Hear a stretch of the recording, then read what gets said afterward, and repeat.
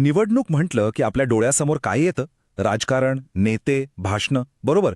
पण खरं सांगू, निवडणूक हे राजकारण कमी आणि लोकांच्या मनाचा अभ्यास करणारं शास्त्र जास्त आहे. हे एक प्रकारचं इंजिनिअरिंग आहे, गव्हर्नन्सचं. चला, आज आपण पिंपरीचं उदाहरण घेऊन हेच समजून घेऊया की आकड्यांच्या पलीकडे जाऊन मतदारांचा विश्वास कसा मिळवला जातो. तर आपण बोलतोय पिंपरीबद्दल. नकाशावर पाहिलं तर पुणे महानगराचा एक महत्त्वाचा भाग, एक मोठं औद्योगिक केंद्र. पण त्याची ओळख एवढीच नाहीये. हा मतदारसंघ अनुसूचित जातीसाठी राखीव आहे.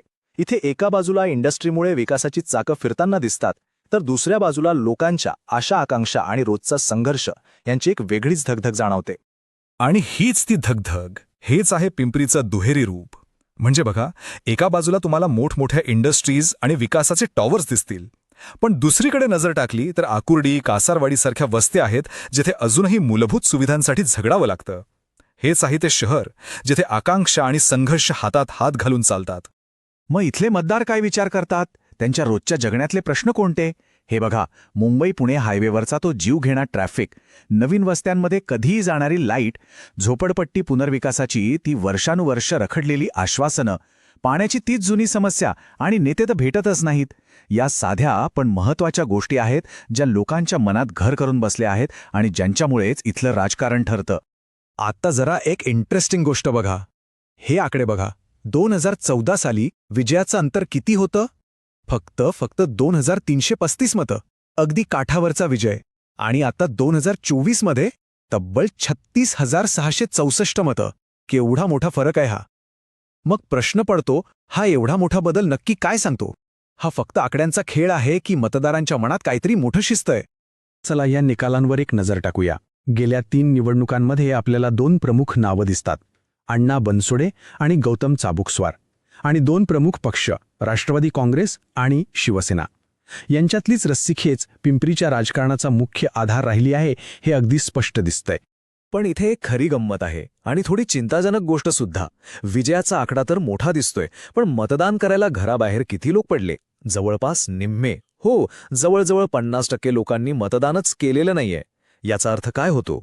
याचा सरळ अर्थ आहे की जिंकणारा उमेदवार कोणीही असो, अर्ध्या मतदारांना या पूर्ण प्रक्रियेवरच विश्वास नाहीये.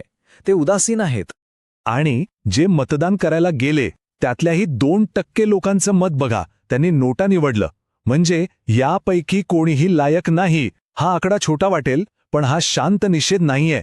हा एक सक्रिय आवाज आहे, व्यवस्थेवरचा अविश्वास दाखवणारा. तर मग चित्र काय दिसतंय? विजय मोठा दिसतोय, पण पाया मात्र खूप ठिसूळ आहे. मतदारांमध्ये उदासीनता आहे, अविश्वास आहे. मग प्रश्न हा आहे की असं का? चला, आतापर्यंत आपण काय घडलं ते पाहिलं. आता आपण हे असं का घडलं याच्या खोलात जाऊया.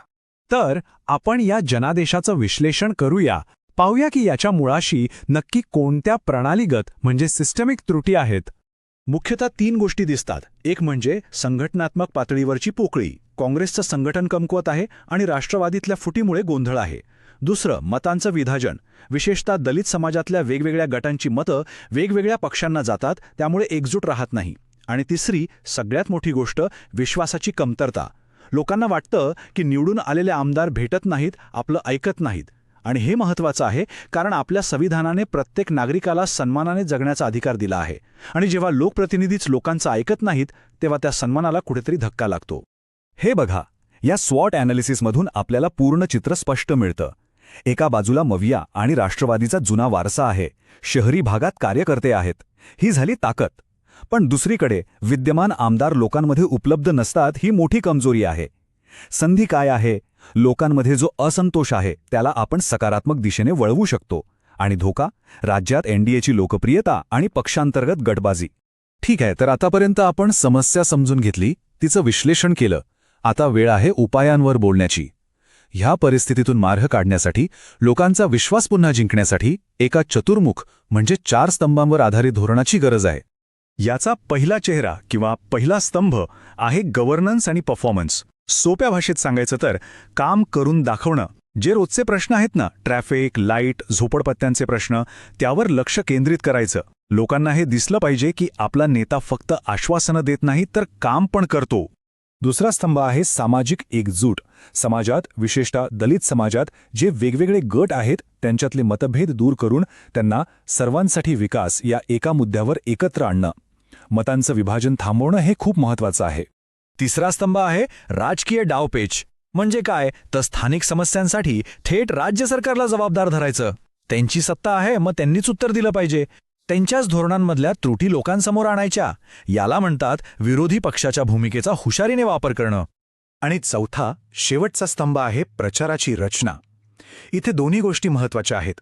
हायटच म्हणजे लोकांमध्ये प्रत्यक्ष जाऊन त्यांना भेटणं, आणि हायटेक म्हणजे टेक्नॉलॉजीचा, डेटाचा वापर करून लोकांपर्यंत पोहोचणं.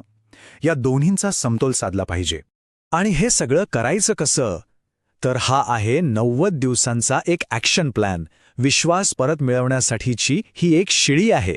पहिल्या महिन्यात काय करायचं? लोकांचं ऐकून घ्यायचं, त्यांच्या समस्या समजून घ्यायच्या. दुसऱ्या महिन्यात त्या समस्यांवर आधारित योजना लोकांसमोर ठेवायच्या, प्रचाराला सुरुवात करायची.